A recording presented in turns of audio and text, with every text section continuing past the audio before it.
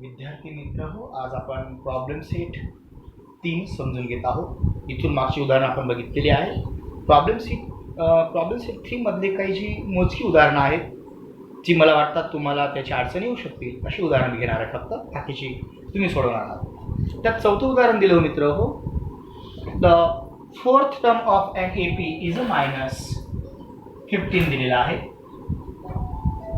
And ninth term of an AP is -30 दिलेला आहे. then find the 10 terms sum of 10 terms. उदाहरण असं दिले मराठी पुस्तक माझ्याकडे. एका अंकगणिती श्रेणीचे चौथे पद -15 आहे आणि 9वे पद -30 आहे. तर त्या अंकगणिती श्रेणीच्या पहिल्या 10 पदांची बेरीज काढा. सीमेवाल्यांनी लक्ष द्या काय दिलंय. The fourth term of an AP is -15 and ninth term is -30. Then find the sum of first 10 terms of an AP. समजलं तुम्हाला? येथे आपल्याला फर्स्ट टर्म माहिती नाहीये, डी माहिती नाहीये, म्हणजे पहिलं पद आणि सामान्य फरक माहिती नाहीये, कॉमन डिफरन्स माहिती नाही. तेव्हा आपल्याला नेहमी ह्या सूत्राने जायचं असतं मित्र हो. Tn = a + n - 1 × d. याच्यावर ही दोघं किमतींचा उपयोग करून दोन एक सामायिक समीकरण किंवा सायमल्टेनियस इक्वेशन आपण सोडवूया. ते प्रथम तयार करूया. Tn means T4 = a + n is 4 - 1 × d. Therefore, we know the value of T4. T4 is -15. Therefore, -15 = a + 3 - 1 4 - 1 is 3d, and this is equation 1. Similarly म्हणा किंवा तसेच म्हणा T9 = a + 9 - 1 × d. हे सूत्र पुन्हा न वापरता या T4 साठी वापरलेलं आहे. तसंच T9 साठी सुद्धा हे डायरेक्ट यूज करणार आहोत आपण. T9 = a + n. a + n. n means 9. 9 - 1 × d. But you know the value of T9. T9 ची किंमत तुम्हाला माहिती आहे. This is the -30 = a + 9 - 1 8 × d 8d. हे विधान 2 कसं आलं कळलं? a जसा तसा अधिक 9तून 1 गेला कारण T9 शोधतो आपण म्हणून n 9 झाला.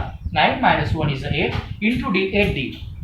या समीकरण मधून आपण हे समीकरण वजा करूया, तो याच्यातून हे वजा करूया, ॲज यू लाईक. मी असं म्हणतो सबट्रॅक्ट इक्वेशन 1 फ्रॉम 2. म्हणजे एक जे आहे ते सबट्रॅक्ट करणार आहोत, वजा करणार आहोत. कोणामधून? फ्रॉम 2 मधून वजा करणार आहोत. म्हणून 2 जे आहे ते आधी लिहितो आहे. a + 8d = -30 and a + 3d = -15. अशा पद्धतीने मी काय केलं मित्र हो, इक्वेशन 2 जे आहे ते आधी घेतलं, त्याच्यातून इक्वेशन 1 वजा केलं. कोणी एकातून 2 वजा केलं तर चालेल का? निश्चितच चालेल. काही फरक पडणार नाही उत्तरात. एखाद्या इक्वेशन मायनस करतो तेव्हा त्याची साइन चिन्ह बदलतात. प्लस होतं मायनस झालं, प्लसचं मायनस झालं, मायनसचं प्लस झालं. सांगा मग मला. इथं a + 3d -15 आहे, a + 8d -30 आहे. इथं चिन्ह भिन्न झाले. जेव्हा दोन संख्यांची चिन्ह भिन्न असतात तेव्हा मोठीतून छोटी वजा करतात. 30 मधून 15 गेले 15 आणि उत्तराला मोठ्या संख्येचं चिन्ह देतात. मोठी संख्या 30, त्याचं चिन्ह मायनस म्हणून मायनस. इथं 8d मधून 3d मायनस झाले, 5d राहिले. 8d खालचं चिन्ह पकडायचं, -3d 5d. संख्या समान, चिन्ह भिन्न, उत्तर 0. दोन संख्यांची चिन्ह भिन्न राहिली, a - 1 कट झालेला आहे. म्हणजेच you know the value of d = -5. हा 5 जो आहे तो 5 येथे d ला मल्टिप्लाय करतो आहे, पक्षांतराने भागेल. 5 त्रिक 15 बरोबर मायनस 5 त्रिक 15 म्हणजेच d ची किंमत तुम्हाला -3 आलेली आहे. ही जी व्हॅल्यू आहे आपण काय करूया, इक्वेशन 1 मध्ये किंवा 2 मध्ये ठेवूया. बऱ्याच जणांना इक्वेशन लहान वाटतं, त्याच्यात ठेवूया. Put d is equals to -3 in equation 1. Equation 1 मध्ये ही किंमत ठेवतोय मी मित्र, नीट लक्ष द्या. एक आहे equation -15. -15 is equals to a plus 3d. d means -3. d means -3. या एक मध्ये ठेवली a plus 3d. d means -3. Therefore -15 is equals to a. या दोघांमध्ये काय आहे? साहजिकच मल्टिप्लिकेशन आहे. प्लस इंटू मायनस, मायनस 3 3 जा 9 अशा पद्धतीने. Therefore -15 plus 9 is equals to a. हा जो a आहे, 9 हा इकडे मायनस आहे बरोबरच्या अलीकडे, बरोबरच्या पलीकडे पाठवला, मायनसचा प्लस झाला, वजाचा अधिक झाला, म्हणजेच तुम्हाला a बरोबर काय मिळालेला आहे? 15 वजा 9. चिन्ह जर भिन्न राहिली तर दोन संख्यांची, तेव्हा नेहमी मोठीतून लहान वजा करतात. 15 तून 9 गेला 6 आणि मोठ्या संख्येचं चिन्ह काय आहे? वजा.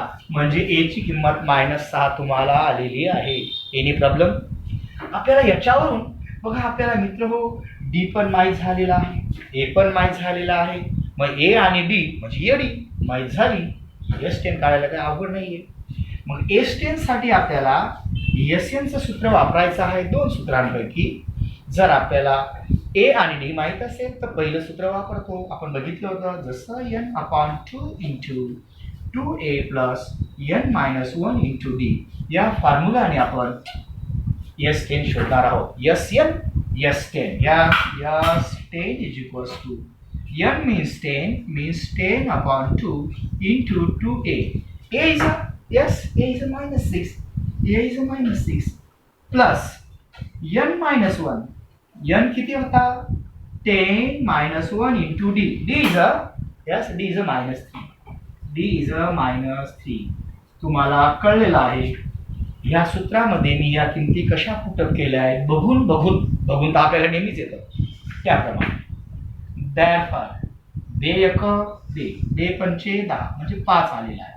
चौकटी कंसात प्लस इंटू मायनस, मायनस 2 6 जा 12 प्लस, हे प्लस साइन आहे मित्र हो, प्लस 10-1 9 इंटू -3 अशा पद्धतीने. आता आपण काय करत आहोत? ह्या चौकटी कंसाचं रूपांतर गोल कंसात करणार आहोत.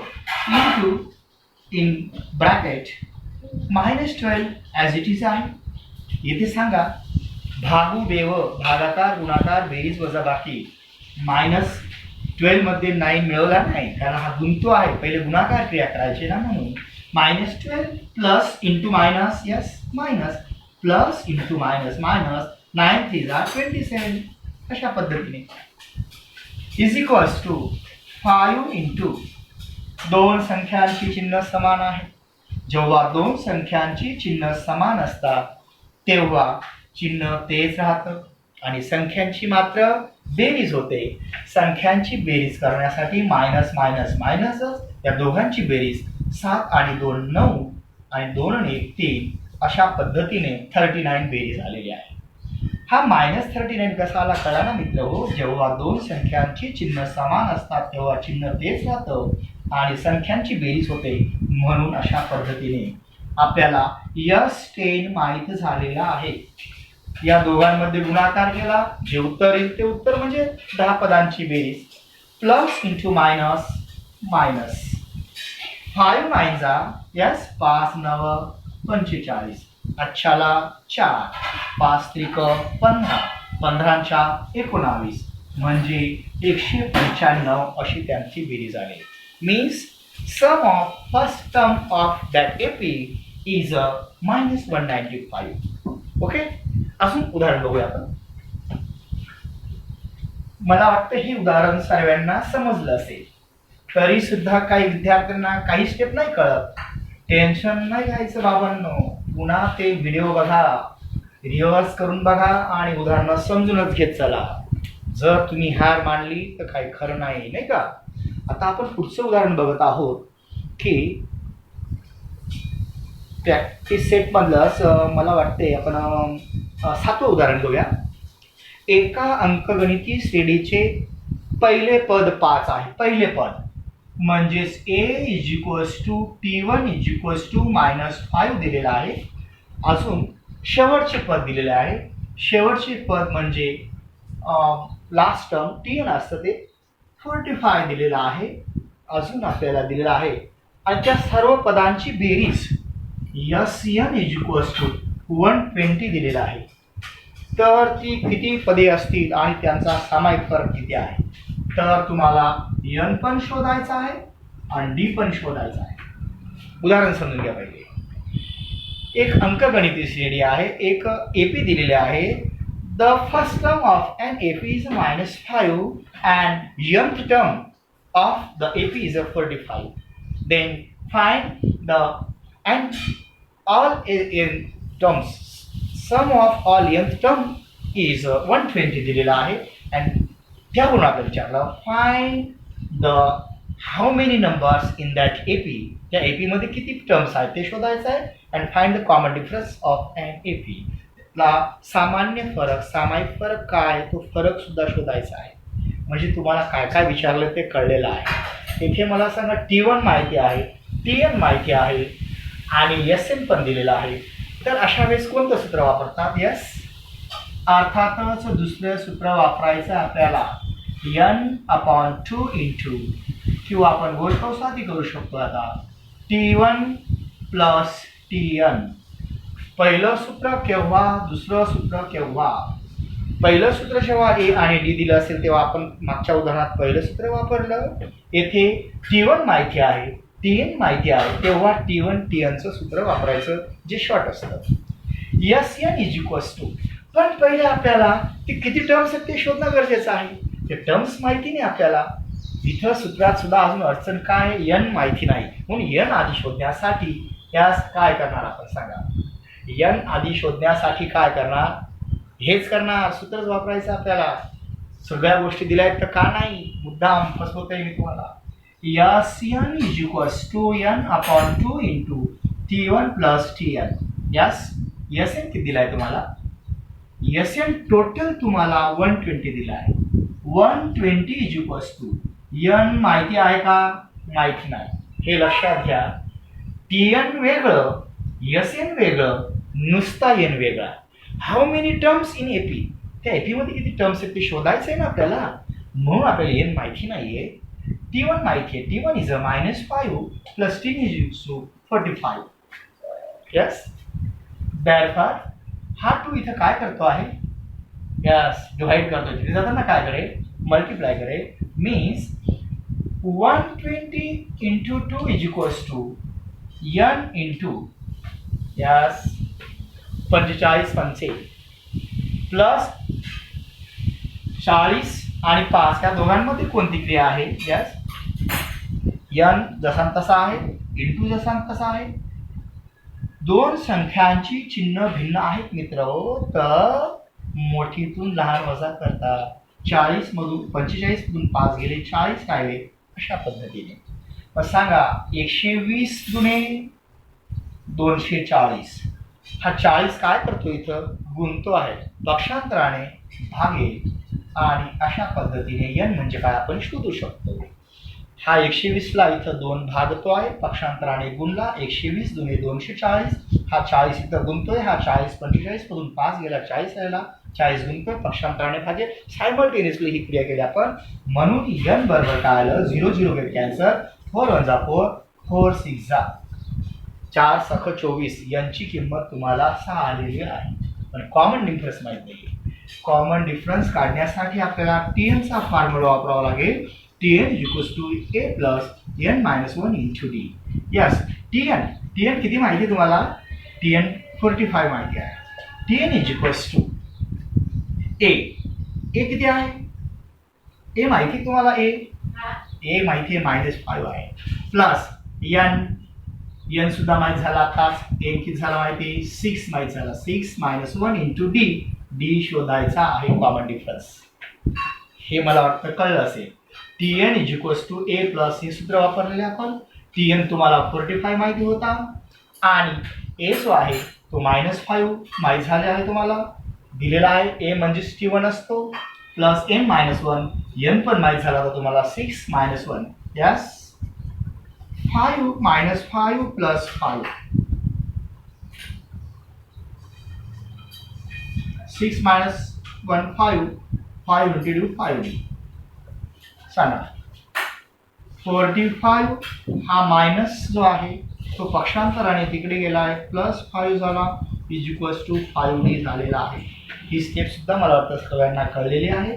45 जसा तसा आहे 45 जसा तसा आहे हा मायनस 5 प्लस 5 झाला is equals to 6 minus 1 5 5 into 5 यास 5d is equals to 50 therefore d is equals to 45 अधिक 5 50 झाले 50 बरोबर 5d 50 बरोबर 5d 5 इथं गुंतोय पक्षांतराने भागे 5 10 50 म्हणजे d बरोबर किती मिळाला तुम्हाला 5 10 50 कॉमन डिफरन्स इज 10 म्हणजे तुम्हाला काय काय विचारलं होतं n विचारलं होता n तुम्हाला 6 आलेला आहे मित्र हो आणि find the common difference of any P so d is 10 अशा पद्धतीने हे उदाहरण आपण इथे समजून घेतलेलं आहे.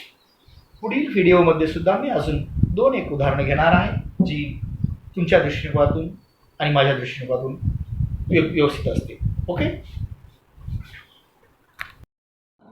विद्यार्थी मित्र हो पुढचं उदाहरण आहे 1 ते n नैसर्गिक संख्यांची बेरीज 36 आहे. Sum of 1 to n numbers is 36. A ते n या नैसर्गिक संख्यांची बेरीज तुम्हाला 36 दिलेली आहे आणि याच्यावरून n किती असं शोधायचं आहे. Find the value of n म्हणजे 1 ते n 1 2 3 4 अशा सर्व संख्या आहेत त्यांची बेरीज केली तर 36 येते आहे. तर n म्हणजे किती नंबर्स आहेत 10 संख्या आहेत 15 आहेत की 7 आहेत की 5 आहेत ते शोधून काढायचं आहे मित्र आपल्याला.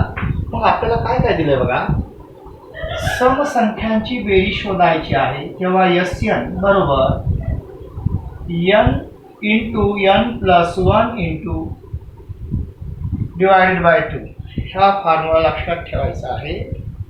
सम of 1 to n natural numbers 1 to n natural numbers असं दिले त्यांनी करतात natural numbers n natural numbers is 36 दिलेला आहे. 1 ते n नैसर्गिक संख्यांची बेरीज 36 आहे. एकापासून सुरू होणाऱ्या क्रमवार नैसर्गिक संख्या जेव्हा असतील सर्व क्रमवार नैसर्गिक संख्यांची बेरीज या सूत्राने शोधतात. तिथं आपल्याला n शोधता येऊ शकतो. जसं Sn तुम्हाला माहिती आहे याचा अर्थ जसा आहे therefore Sn is equals to 36 आहे आणि n बरोबर किती हे आपल्याला दिलेलं आहे. प्रश्न काय विचारला हे मी समजले सगळ्यांना मित्र हो.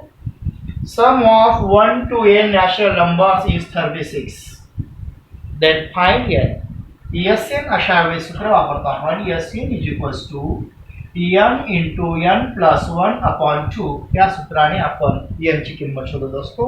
मग Sn तुम्हाला दिला आहे 36 therefore 36 is equals to n into n plus 1 divided by 2 या सूत्रामध्ये या किमती आपण ठेवलेल्या आहेत.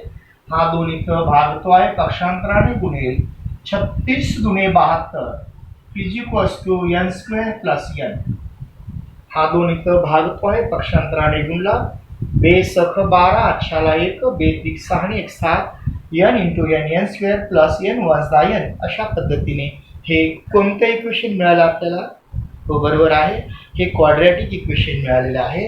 मग याला क्वाड्रॅटिक फॉर्ममध्ये आणूया n square plus n minus 72 is equals to 0 म्हणजे काय केलं n स्क्वेअर प्लस n बरोबरच्या पलीकडे 72 होता तो अलीकडे आणला n स्क्वेअर n मायनसकडे तो मायनस झाला तिकडे काहीच नाही राहिला म्हणजे 0 राहिला. तर मित्र हो या -72 चे आपल्याला असे 2 अवयव पाहिजेत असे 2 फॅक्टर शोधायचे आहेत ज्यांचा गुणाकार 72 येईलच पण बेरीज 1 येईल. अशा 2 संख्या कोणत्या ओळखा 12 सख 72 12 आणि 6 मध्ये 6चा फरक आहे. आपल्याला याचा कोएफिशियंट एकच आहे म्हणजे एकचाच फरक आहे. यस, त्या 3-4 जणांनी ओळखलं बघा. 9 8 72, 9 8 जा 72. बिलकुल बरोबर आहे. पण इथं प्रॉडक्ट मायनस आहे. जेव्हा दोन संख्यांची चिन्ह भिन्न असतात तेव्हाच प्रॉडक्ट हा मायनस येत असतो. म्हणून आपल्याला लक्षात येत आहे की याचे चिन्ह भिन्न पाहिजे. मग कोणतं कोणाला? मधल्या पदाचं जे चिन्ह असतं ते नेहमीच मोठ्या संख्येला आपण देत असतो आणि उरलेलं चिन्ह उरलेल्या संख्येला. बघूया. प्लस इंटू मायनस मायनस, 9 8 जा 72, 9 मायनस 8 इज इक्वल्स टू 1. बिलकुल बरोबर आहे. म्हणजे आपल्याला असे दोन फॅक्टर्स मिळाले. एक n प्लस 9 आहे आणि n मायनस 8 आहे इज इक्वल्स टू 0 अशा पद्धतीने. म्हणजे n इंटू n स्क्वेअर, 9 मधून 8 गेला plus 1 plus into minus minus, 9 8 जा 72 अशी ही दोन आपल्याला फॅक्टर्स मिळाले. म्हणजे मग जेव्हा दोन पदांचा गुणाकार शून्य असेल ना तेव्हा किमान एक पद तरी शून्य असतंच. एक तर n minus 9 is equals to 0 असेल किंवा एक तर n minus 8 is equals to तरी 0 असेल. मग याचाच अर्थ असा कि n is equals to plus 9 convert here minus 9 और n is equals to minus 8 here convert to positive 8. वजा होता बरोबरच्या पलीकडे, अलीकडे धन झाला, पॉझिटिव्ह झाला. But n is a natural number. But n is a natural number. Natural number. मग नॅचरल नंबरचं काय वैशिष्ट्य असतं? Natural number never negative. So n is not equal to minus 9. म्हणजे हा नैसर्गिक संख्या होती. हे उत्तर आपलं मायनस 9 आलंय. मायनस नॅचरल नंबर नसतातच म्हणून is not equal to minus 9. Minus 9 का टाळतो आपण? तर ते आपण त्याचं वैशिष्ट्य, त्याचं कारण आपण सकारण दिलेलं आहे. therefore n is equal to किती असेल? मग 8 असेल. म्हणजे 1 ते 1 2 3 4 5 6 7 8 अशा सर्व संख्यांची बेरीज केली ना मित्र हो की 36 येईल असा इथे अर्थ आहे. पुढचं उदाहरण बघतोय आपण अजून.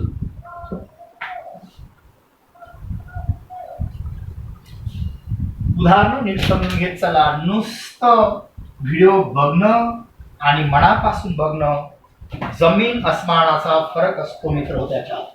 पुढचं एक्झाम्पल आहे. 207 या संख्येचे असे 3 अवयव पाडा की त्या संख्या अंकगणित श्रेणीत असतील. बरोबर आहे. आपल्याला 207 असा एक नंबर दिला आहे. याचे 3 पार्ट्स करायचे. ते पार्ट्स एपी मध्ये पाहिजे, अंकगणित श्रेणीचे पाहिजे. मग जेव्हा जेव्हा अंकगणित क्रमवार 3 पार्ट्स असतील तेव्हा ती नेहमी अशा आपण म्हणतो. Let a minus d a and a plus d are 3 consecutive parts